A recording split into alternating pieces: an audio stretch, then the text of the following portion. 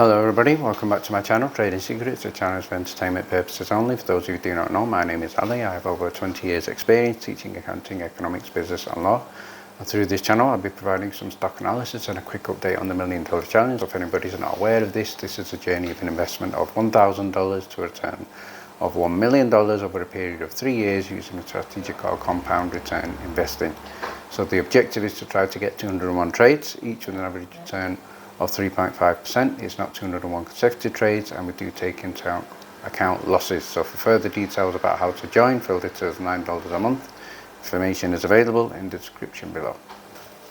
I'm currently on a short vacation, and as I left, the S1 was released, so I've not been able to catch up quickly with what's going on, but I'm going to give you some of my opinions, and these are going to include the good, the bad, and also my thoughts going forward. So let's start first of all by sharing the tweet from George. So he did say he's thanking all the partners and advisors for their support on the S1 submission.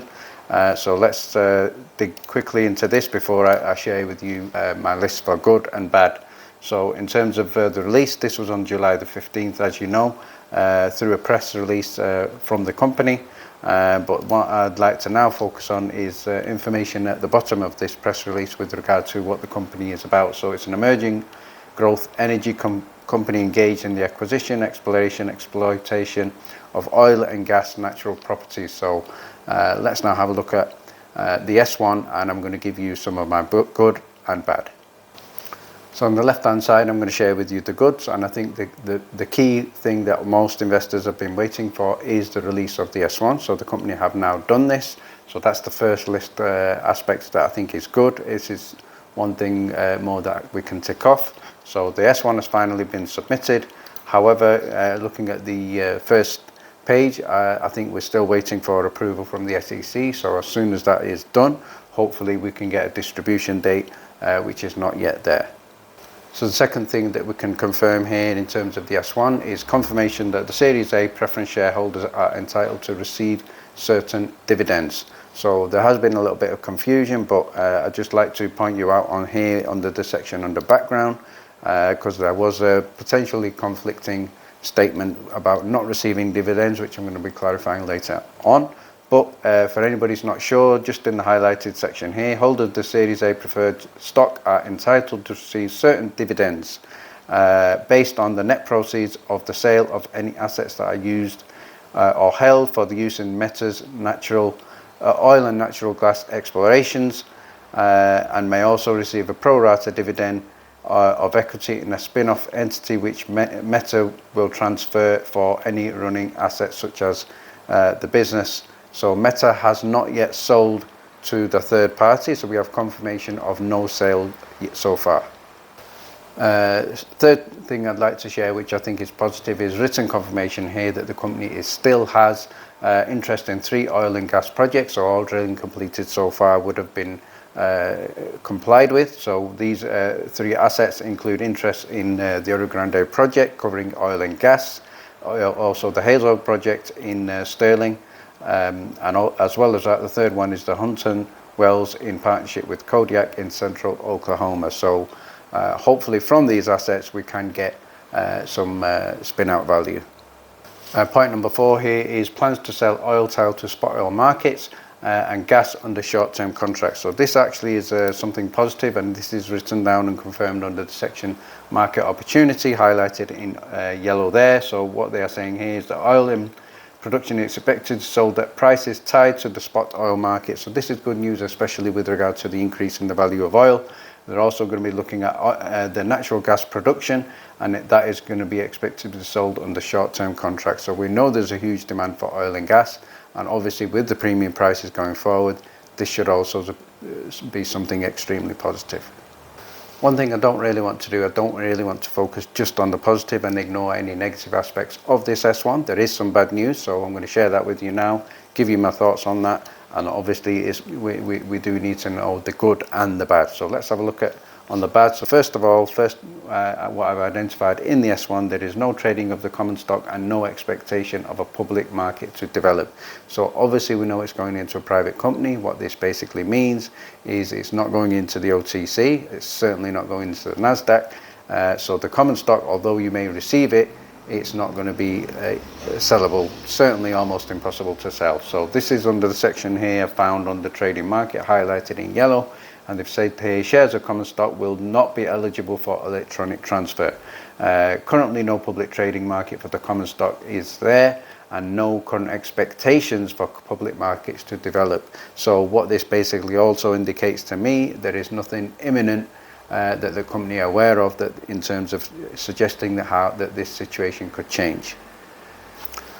The next thing, I think, again, something quite negative, and that is, I've highlighted here, this point is that we may not achieve benefits from spin-off and may have more costs. So this is referring to the company. Obviously, as it's going to become independent and not part of Meta anymore, costs will increase. It will have to fund those costs. So those costs are going to be taken out from any assets and cash held. So let's have a look at the section confirming this, and this is highlighted in yellow here. We may be unable to achieve some or all of the benefits that we expect to achieve from the spin-off. So they're calling it a spin-off now. So however, by separating from Meta, we may also be more susceptible to market fluctuations and have less leverage with supply. So at the moment they are tied to Meta. That's one of the reasons why George is getting a lot of slack. George is not an expert in oil and gas, we do know that, and communication has not been forthright and clear. And obviously this has caused lots of frustration from the investors. So the other thing highlighted here is we may be unable to make a timely or cost-effective we may be unable to make on a timely or cost-effective basis the necessary changes to operate as an independent company. We may experience increased costs after the spin-off. So obviously these costs are going to be as a result of being independent. So obviously this is going to reduce the valuation of any assets, and it's also going to potentially increase the value of any liabilities.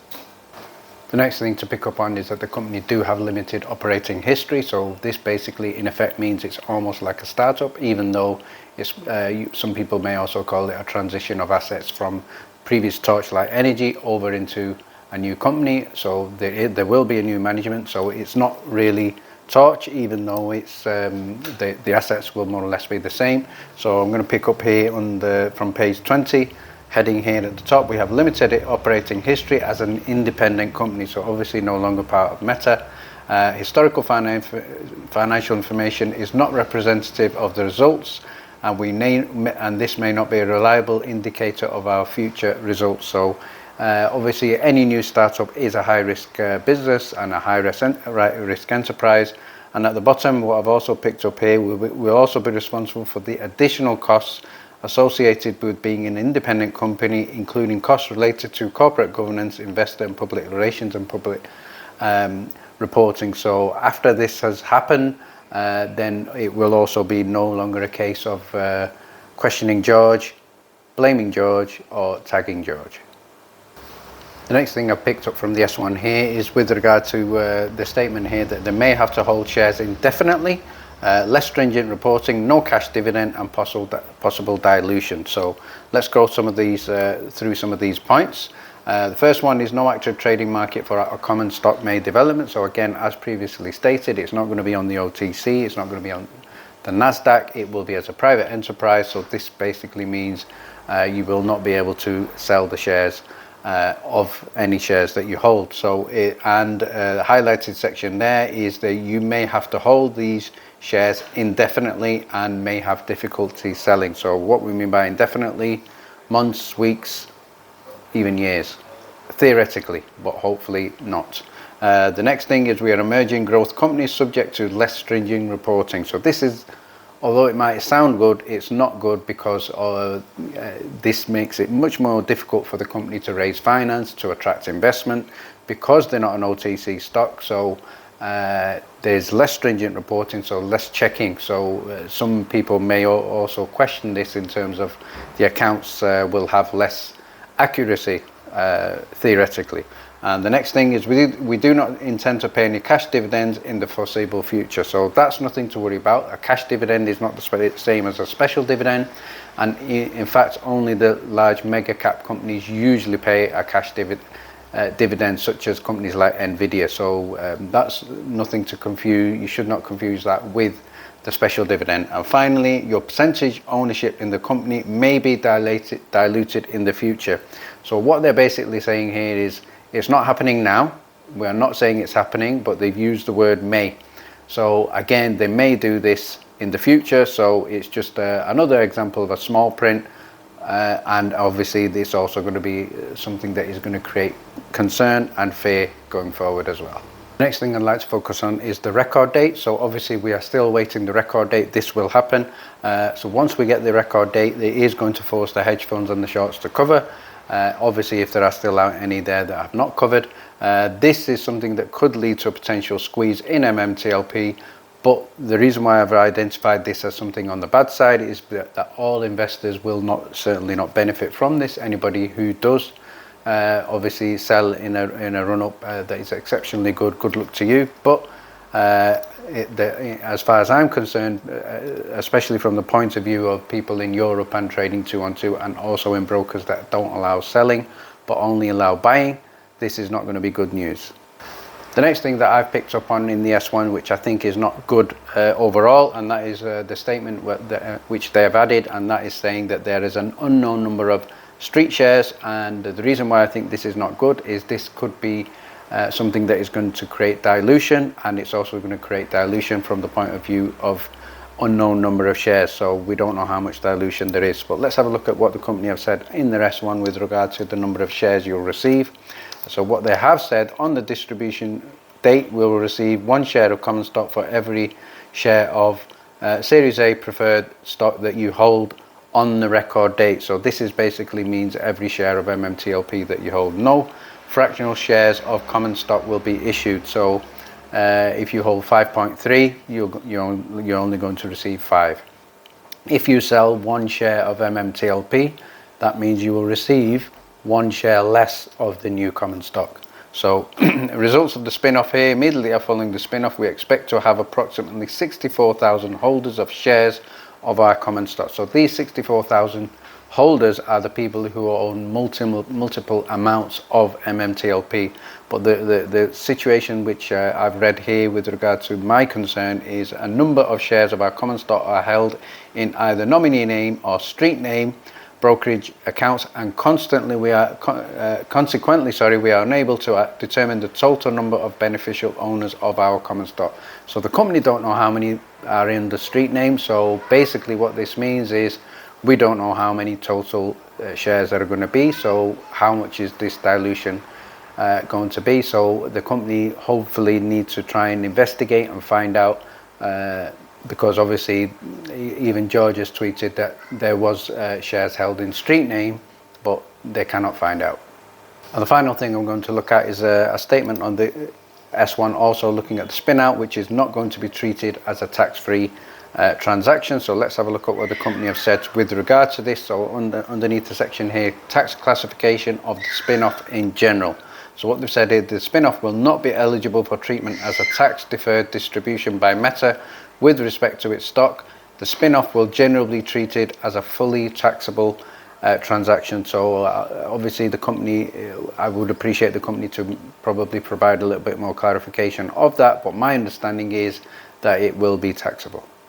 What I'd now like to do is finish off by having a look at some reactions. And first of all, I'm going to look at some reactions from John Berder himself. So let's have a look at what he stated on Twitter. So the first thing he said here with regard to opinions: number one, the new management team will be 100% in charge of direction at the company. So obviously we know that Meta will no longer have any affiliation or responsibility for the new company. That means it could stay private, go public down the road, sell out completely, pay dividends as production allows.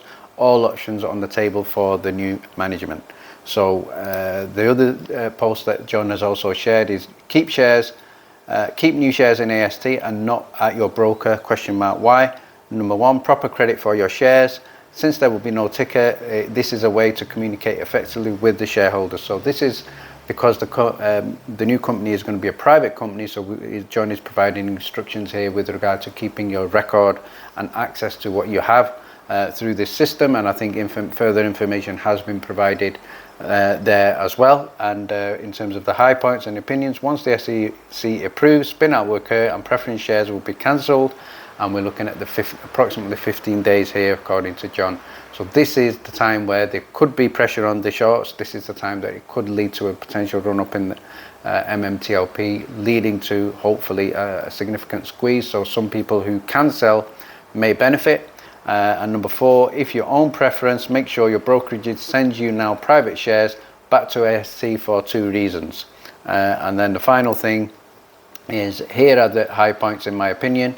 It will be private, no ticker symbol, no DTC eligibility, but public filings due to the number of holders. And final thing here, John has said, I don't personally agree with this. I'm going to say why I don't agree with this. He said here, the new management team is super strong and we'll be developing this field in the near term. So as far as I'm concerned, I hope they're super strong, but I would prefer action rather than words. And finally, to finish off with by adding a number of thoughts. First of all, I think the S1 is quite detailed, so if you feel as though there's anything I've missed out, please share your thoughts in the comments below. It could be some things you agree with, some could be many things you disagree with, but these are just my thoughts. As far as my final concluding thoughts is, I think the key thing I think most investors are looking for and were hoping for was obviously news of a buyer. So that's the overall negative thing that I have seen in there, that there is no indication of any buyer. I think that is something that would have given us maximum value. I would now, going forward, like the companies to disclose when they are legally able to, is if they were in any negotiations with any company for potential sale, were they ever close to a potential sale, and going forward, what's the likely outcome? Is anybody there negotiating? Because for investors to hopefully get a quicker return on their investments in MMTLP, this is going to require a sale. So that's the quickest way we are going to get a payout. So obviously people who will benefit from MMTLP in a squeeze, that's obviously good news for them. But for people who are holding and not selling, what we need is interest from a company and interest from a buyer. So that's the concluding thoughts. Thank you very much for watching. Please stay tuned.